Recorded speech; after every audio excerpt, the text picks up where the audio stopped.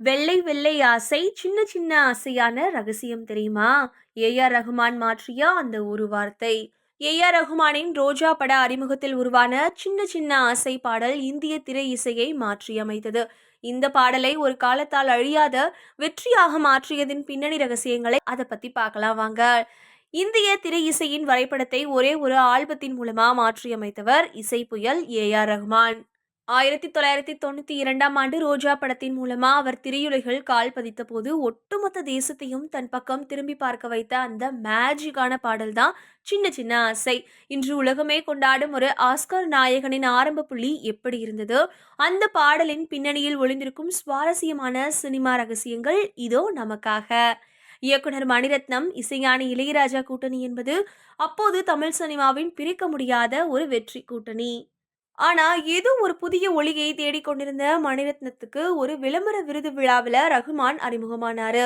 ரகுமான் சின்ன ஸ்டுடியோவுக்கு போன மணிரத்னத்துக்கிட்ட ரகுமான் ஒரு மெட்டை போட்டு காட்டியிருக்காரு. அது எந்த ஒரு சினிமாத்தனமும் இல்லாத இயற்கையோடு இணைந்த ஒரு துள்ளலான மெட்டா இருந்தது.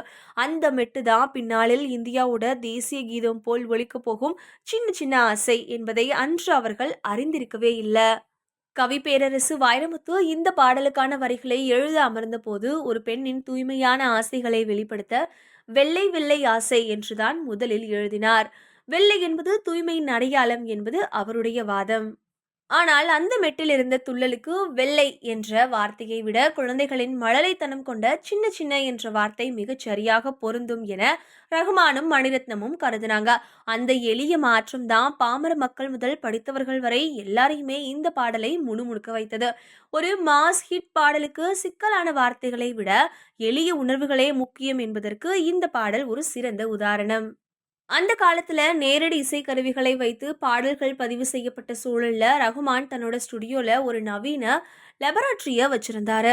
சின்ன சின்ன ஆசை பாடலில் வரும் அந்த பறவைகளின் கீதமும் வித்தியாசமான தாளக்கட்டுகளும் அதுவரைக்கும் இந்திய சினிமா கேட்டிராத ஒரு டிஜிட்டல் அனுபவம். தூக்கமில்லாத பல இரவுகளை தனது பஞ்சாத்தன் ரெக்கார்டன் ஸ்டுடியோவிலேயே ரகுமான் கழித்தார். ஒளியில் துல்லியம் இருக்க வேண்டும் என்பதற்காக ஒவ்வொரு சவுண்ட் லேயரையும் அவர் செதுக்குனாரு. குறிப்பா அந்த பாடலின் பேஸ் மற்றும் கிட்டார் இசையை சர்வதேச தரத்திற்கு நிகரா அவர் கொண்டு வந்தாரு.